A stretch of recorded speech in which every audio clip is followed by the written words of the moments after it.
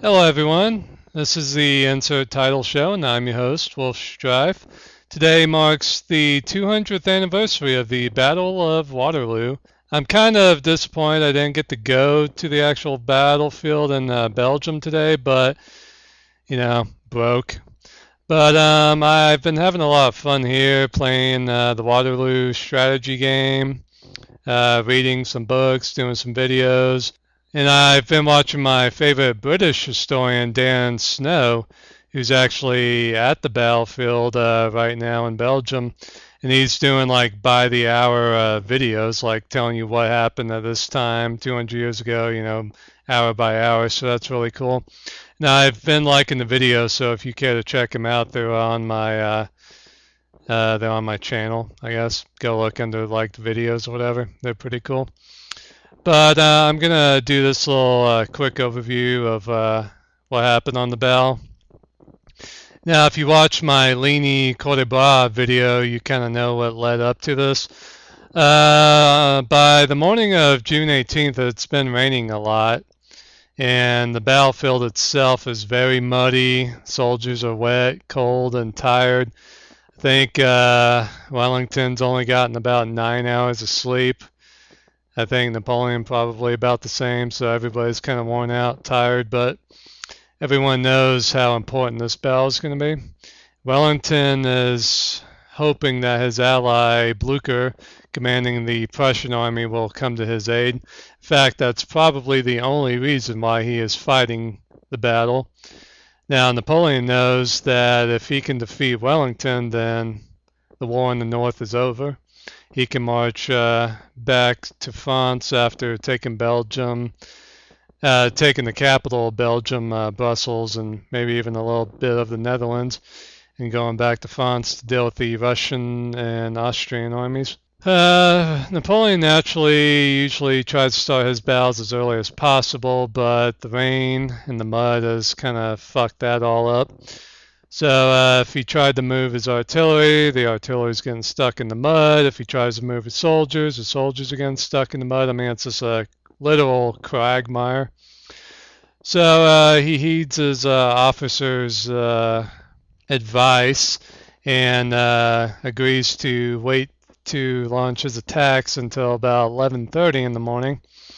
Now his plan is to attack Wellington's right flank, specifically the Chateau de Hougoumont, which is a pretty big farmhouse, stone walls, big structure, pretty damn good place for a defensive army to be. Now, Wellington's put a couple of companies of Coldstream Guards in there. He's got some Nassau troops in there, some pretty good soldiers in there, and the surrounding woods of the compound too. Now, the reason why Napoleon is attacking that, he wants to draw Wellington's attention to his right flank so that maybe Wellington will weaken his center or his left. And that's when Napoleon will strike with his first corps into Wellington's left flank. So he wants to really deliver the coup de grace with the first corps. And then if anything else needs breaking up, he can use his second corps, which will really only one division commanded by Jerome Bonaparte, Napoleon's brother. His division, which is the biggest division in the army, it's about 8,000 men, is going to attack Hougoumont. Now, Napoleon doesn't want a huge, battle to go there. He just wants a diversionary attack. Now, the rest of the while that's going on, the rest of the second corps can move up and kind of tickle Wellington's central right line. And if need be, Napoleon can finish off Wellington with the Imperial Guard, much like he's done many times before against other enemies. But Wellington is so full, so that by the time the battle gets started at 11:30, everything's kind of going as Napoleon plans. He opens up with his artillery. Then he orders his brother to attack Hougoumont. And that turns into kind of a slaughter for the French troops because, I mean, this is a great defensive position. And the men guarding Hougoumont are pretty damn good shots. I mean, So it gets a little ugly over there, and Wellington does not do what Napoleon wanted him to. He does not shift any large forces over there. He will be shifting soldiers and ammunition periodically during the battle to Hougoumont, but not like, 10 to 15,000 men that Napoleon wanted them to. And Wellington doesn't even bother to ride over there that often himself. So really, Wellington is focusing on defending his left flank. So at about 1 o'clock, Napoleon orders a grand battery to be formed on his right flank opposite Wellington's left flank. And the grand battery is about 80 guns, and they open up on Wellington's left flank. But Wellington is using his reverse slope tactic, so most of the artillery does barely any damage to his soldiers. The only soldiers that are getting kind of pounded are, I believe, some Dutch soldiers that were on the slope facing towards the French. I don't know why Wellington left those soldiers there, but maybe to entice the First Corps to attack him. Besides, he can lose some Dutch soldiers. It's the British and the King German Legion soldiers that he respects and that he really needs to win the battle. So after a good pounding, eventually the First Corps is ordered to attack. Now, if you remember, the First Corps is pretty fresh because they did not get to fight at Ligny or Cote-des-Bois. So they're about 17,000 men strong, I believe. Damn good soldiers. So they attack, and because the ground is soft and this is early summer, the crops are pretty tall at this time. Some say 6 feet tall. So having to march through that just sucks for the infantry, and they have to eat British cannon fire the entire way too. So they're getting shot up pretty well. Now the formation that D'Aulon, the commander of the First Corps, chooses is to basically have each brigade, you got one brigade here, brigade over here, brigade over there, each one to basically form up behind. It's kind of complicated to explain, but basically you got a brigade which is made up of a couple of regiments and a couple of battalions. And basically the formation that D'Aulon decides to go with is to have each battalion behind the other. So basically you're forming a long column of lined soldiers. So he does that basically to keep his soldiers together and cohesive. The only problem with that is it doesn't allow for mobility, and it's a nice fat target for British artillery. So they're just using round shot, solid shot to just rake them all the way. And then once the French troops actually get to the slope, then they get into it with the Dutch soldiers, and they eventually just break those guys pretty easily because they had been eating artillery and stuff all throughout the bombardment. But then once they crest the slope, that's when the elite Scottish and British soldiers attack them. Now the difference between a British line formation and a French line formation is the French tend to use 3 ranks in their line, while the British use only 2 ranks, hence the thin red line. It just it spreads them out more, and it just, I think, increases their firepower, so that's why the British prefer the 2 line. Now the problem with the 2 line is that's a thin line, so if the French can plow right through it, that's going to be a problem for the British. So the French are doing pretty well. They outnumber the British, and they're taking a lot of fire from the British infantry and artillery, but they're moving through. In fact, the British line gets pretty close to breaking until Lord Oxbridge, the commander of the Allied cavalry, orders the Union Brigade and the Household Brigade to charge down upon the Frenchmen. Now, the Household Cavalry Brigade is made up of the 1st and 2nd Lifeguards, and the 1st King's Dragoons, and the Blues. All of these are elite, absolutely elite English cavalry units. The Union Brigade is made up of a Scottish cavalry unit, the Scots Greys, naturally Scottish, and the Royals, which is a English cavalry unit, and a Irish cavalry unit called the Inniskillings. I guess I said that right. It's probably a Gaelic word, but rock on.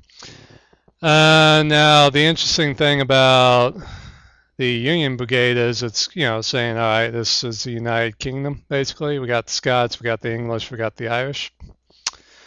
And these are all elite cavalry units, too. So they sweep down and just, because of the formation that D'Aulon used, the French lines do not have enough room to form square, which is the formation used to defend against cavalry. It's basically picture a square that is 4 ranks deep. The first 2 ranks of the square are kneeling with their bayonets, with their muskets pointed up in the air with their bayonets. No horse is going to run into that. It's like, let me just hop on this and kill myself, basically. No horse is going to do that. And the 2 rear ranks are firing at the cavalrymen, so it's basically the best and really only defense against cavalry in an open field. So the French units are not able to do that. So therefore, you either get killed or you have to run, basically.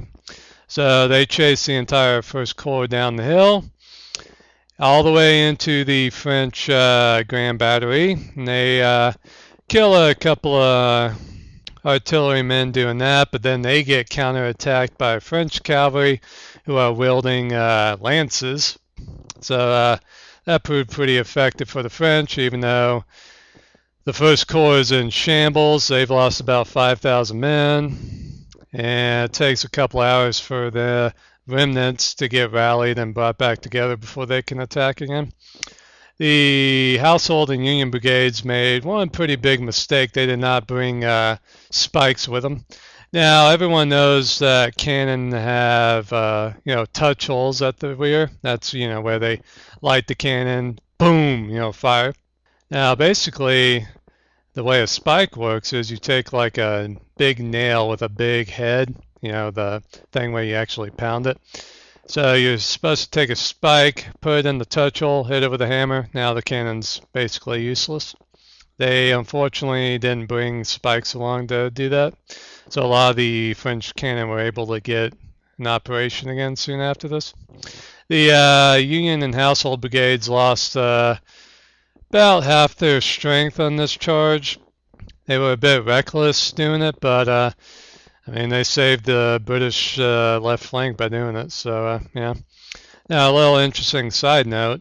In 1969, the Blues from the Household Brigade were mixed with the Royals from the Union Brigade. So that now they are the Blues and Royals. And a gentleman by the name of Craig Harrison is in that unit, or was in that unit, and he was stationed in Afghanistan as a sniper, and he is the current holder of the world's longest sniper kill shot. I think it was a little over 2,400 meters, I believe. So kind of interesting. The Blues and Royals are still kicking ass, even nowadays. So after all that, Napoleon starts to notice on his right flank facing east, he sees some soldiers moving a couple of miles away towards his army. Now his first thought is that it's Grouchy's troops who he sent the day before to chase the Prussians. So he's hoping that it's them, but actually it's the Prussians coming to Wellington's aid. Now they're still a couple hours away, but this is pretty big stuff that we will see later on. Now at 2 o'clock, the battle is raging pretty fiercely at Hougoumont, and it's drawn in more and more soldiers from Napoleon's army, which is not what he intended. But if he can still take Hougoumont, then Wellington's right flank will be in jeopardy. Now, Ney, the second in command of the French army, notices that there's a lot of movement going on in Wellington's center, kind of a center right, I guess. And it's really just casualties being removed from the field because the French artillery's doing a decent job of, they're doing as best they can with the ground they have to work with. So there's a lot of casualties and stuff. So there's a lot of movement going on. And I believe that Wellington orders his army to fall back a little bit to get further behind the slope to protect them from French artillery.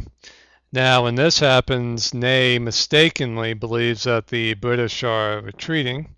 So he gathers up all the cavalry that he can and orders a charge. Now, he's not called the bravest of the brave for no reason. He heads the charge himself, leading from the front, like most officers of the day did, especially in the cavalry. Cavalry, you are expected to lead from the front because the cavalrymen behind you will look into you where to go. So if you veer left, they're going to go left. If you veer right, they're going to go right. So he gathers up a couple of thousand horsemen and charge. Now, when they are charging, the field's a little bit drier, but still kind of slow going, and they're having to eat British artillery the entire way. And you can imagine the carnage that round shot, case shot, and all that stuff, especially canister when they get closer, is going to have on men and horses alike.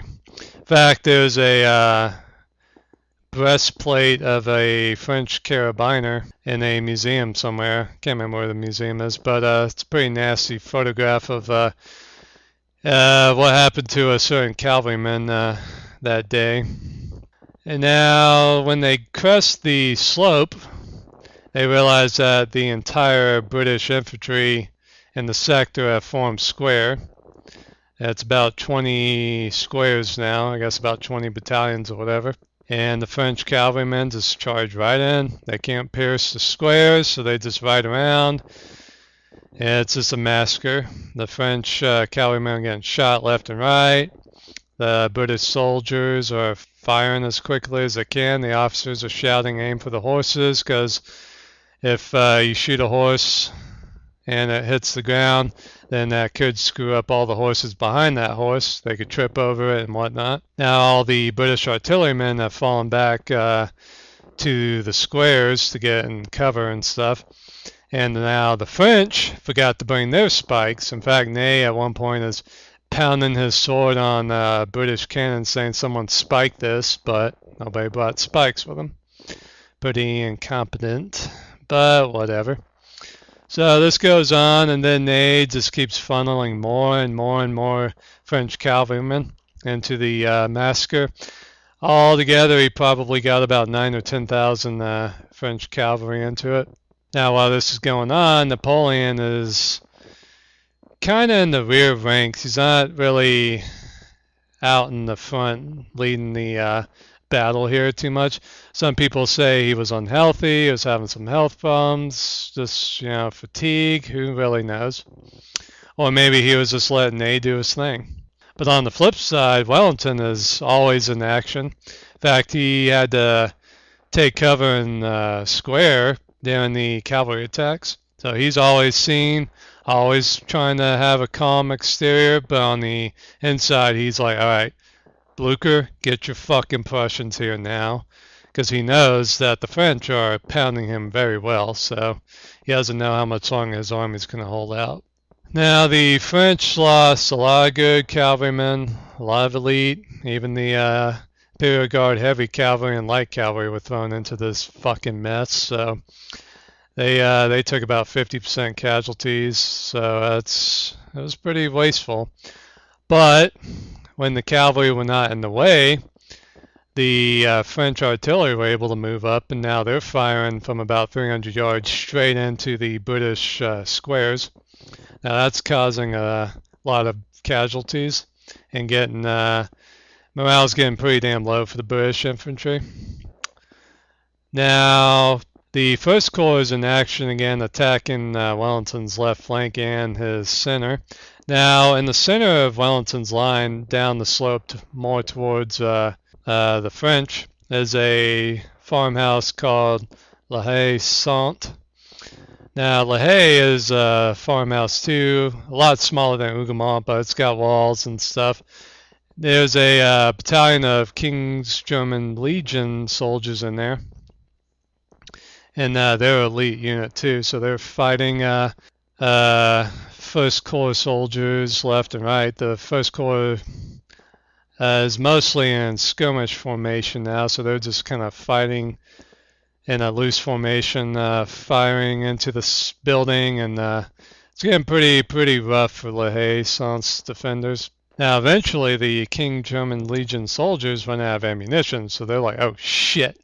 So they actually, before they get surrounded and massacred, they have to run out of the building and get into cover behind other British units. So LaHaye falls. Now, that was really the only obstacle in the way for the French to attack Wellington's center. Now, while this is going on over at Hougoumont, a couple of French soldiers get behind Hougoumont, led by a French soldier named LaGos, whose nickname was the Enforcer. There was this really big guy who carried an axe with him. He led a couple of soldiers behind Hougoumont, and we're not sure if he actually chopped down the door or if the door was open for supplies to come in and out of. But he leads about 30 French soldiers into the fortress, and they almost take the fortress, but eventually the British close the door behind them, and Lagos and all of his men are eventually killed, except for a French drummer boy who the British spare. That was probably the closest Hougoumont ever came to falling to the French. Now, the Prussians are definitely on the field. Napoleon tries to hide that fact from his soldiers by telling his officers to spread the word that Grouchy is here, and he will help us defeat the Army of the Low Countries. So when the Prussians get on the field, they have one of two choices. They can either link up with Wellington or they can attack the village of Plancois. Now the Prussians decide to attack the village of Plancois. The reason why they rather go for Plancois is because it is, if they take Plancois, then they can get behind Napoleon's army and maybe surround it and destroy it. So when they start their march towards it, now Napoleon moves his 6th Corps, Labal's Corps, which is a pretty small corps of only about 6,000 men, I believe. He moves them to the east to protect his right flank. Now, when the Prussians engage in Plancois, they push out those soldiers on the Labal. Then Napoleon sends in his young guard, and they push the Prussians out. Now, you have to remember, this is pretty rough street fighting in the village. Street to street, bayonet, close quarters, using the stock of the musket to crush a man's skull. I mean, this is rough. And of course, both sides hate each other because the French used to basically own Prussia when they conquered them. So Prussia's got a lot of beef against the French here, so both sides really hate each other. Then the Prussians get more reinforcements and are pushing the Young Guard out, and that's when Napoleon decides to send 2 battalions of the Old Guard. And naturally, the Old Guard are the best of the best. These guys have been in Napoleon's army for 20 years. Some of them have tattoos from all the places they've been. Some even have gold earrings from fighting in Egypt 17 years beforehand that they got. So these guys are badass. So they actually attack the village without even firing a shot. They're just moving in there, bayoneting, knifing wounded Prussian soldiers on the ground, bending over, slitting their throats. I mean, yeah, the Old Guard does not fuck around. So they take the church and the cemetery at the heart of the village, and the crisis on Napoleon's right has been averted for now. So he knows the Prussians are coming. He doesn't know how many. In fact, it's about 40 to 50,000 Prussians, which would definitely swing the balance towards the Allies. Napoleon has two options. He can either fall back, which would mean defeat and maybe lose the war, or he can attack and try to defeat Wellington and then shift his army east to deal with the Prussians. So he gathers up his middle guard and what's left of his old guard, and he attacks roughly where the French cavalry attacks had occurred earlier. The middle guard go in first with the old guard in support. No one's quite sure what formation the guard goes into. They either went into attack column or they marched in square because they didn't want to have happen to them what happened to the First Corps getting attacked by British cavalry. So they probably attacked in square. So they go up the slopes. Napoleon leads the guard a good bit of the way, but is persuaded to fall back because the French army cannot lose Napoleon. So he stops and hands him off to Ney to lead the charge. Now, Ney's been rather incompetent and foolhardy, but he's definitely he's a fighter. I love his appearance in the movie at this time. He's just got, his uniforms cut to ribbons. He's got black powder burns all over his face. I mean, I'm like, okay, I could follow this guy into hell. So they attack, and once they get to the slopes, they are just blown to hell by the British infantry. And you have to remember, again, that the Imperial Guard has never once been defeated in their entire history. So everybody on the French side is watching them go up like, okay, we got this in the bag. But the French, when the French Guard gets pounded by the British infantry who stood up at the top of the slope and fired right into them by like 30 yards, it's pretty brutal. And of course they're eating British artillery at the same time, canisters just wiping out 50 men at a time. And so with this volley, the British soldiers then bayonet charge, driving the middle guard back. Everybody's like, holy fucking shit, what just happened? Now, the French army realizes too that the soldiers they've been watching come on the right from the east are not Grouchy, they are Prussians. So now the French army starts to disintegrate a bit. The guard's been broken. We're getting swarmed by Prussians on our side. We still haven't taken Hougoumont. Now LaHaye falls back in the British hands when they counterattack. Now at this moment, Wellington stands up in his stirrups, waves his hat 3 times, and that is the order for a general advance. So his entire army marches forward now. Now the old guard battalions that went in to support the middle guard are now just getting swarmed by fleeing middle guard and remnants of the Second Corps and First Corps. Napoleon orders these old guardsmen, about 3 battalions or so, to form square and to hold off the British as long as they can to allow the French army to escape. And this they do, and they are surrounded, shot to hell. They're asked to surrender several times. Supposedly a guardsman yells out in response to the demands of the British to surrender, "Les gardes meurent et ne se pas," which means the guard dies but never surrenders. So whether a guardsman actually shouted that or not, that's a pretty badass thing to say nonetheless. Now those 3 battalions end up being virtually wiped out. In fact, I think where their massacre took place, there's a statue or a monument, I guess, called the Wounded Eagle. That's pretty powerful and pretty fitting for their bravery. So their sacrifice does buy a lot of time for the French army to escape. The French army is broken. The Prussians are just charging at them, especially their cavalry is just riding them down, just full on.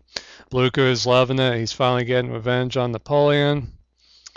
And the Prussians eventually take Planchois. The young guard are just being massacred left and right. The Prussians are just having to fight their way through the village. French soldiers are being surrounded in buildings and just being slaughtered. But they're just putting up a hell of a fight. I think the young guard actually lost about 96% of their men trying to hold Planchois. So shit's pretty bad right now. The French army ends up leaving all their artillery on the field, which is unheard of for them. So this is a very, very bad defeat for Napoleon. And he has to get the hell out of there. And so the battle's over. Blucher and Wellington meet at a place called La Belle-Alliance, which is where Napoleon's headquarters were. And the interesting thing about Blucher is he says, quite an affair, huh? And he actually wants to name the battle La Belle-Alliance, which means the beautiful friendship. But Wellington chooses to name it Waterloo, after a village that is a couple of miles north of the actual battlefield. I guess he just liked the name or whatever. So there's a lot of casualties. I think the French had about 25,000 killed or wounded. I think about another 5,000 taken prisoner. So I guess let's just say about 30,000 casualties for the French.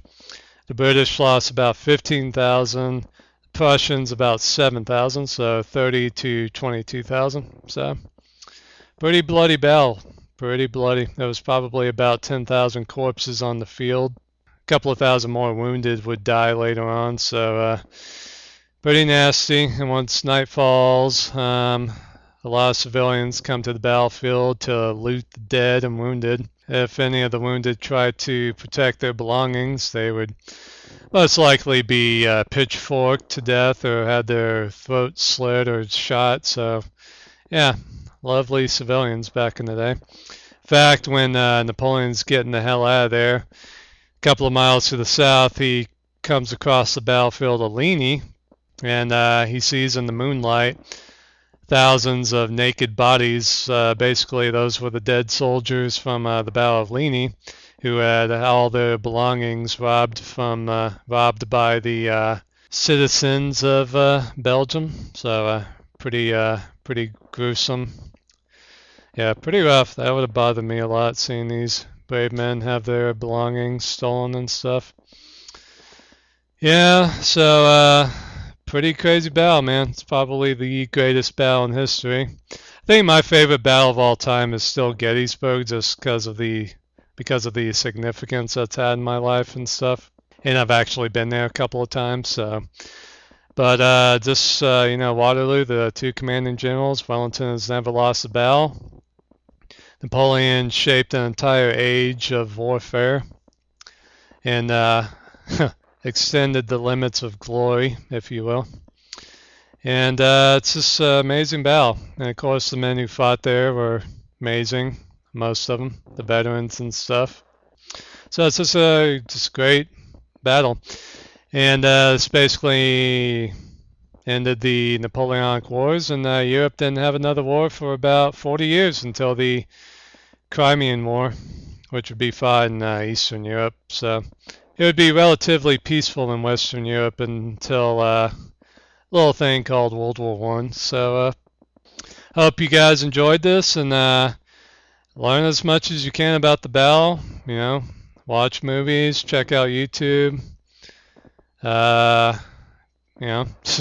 Hop on Wikipedia, just do whatever, man. It's a great thing to learn about, and I hope this has been pretty good. So take it easy. And one more thing, too, I just want to say I really respect the men who fought at Waterloo, and I hope they are being well remembered in their countries today. So rest in peace.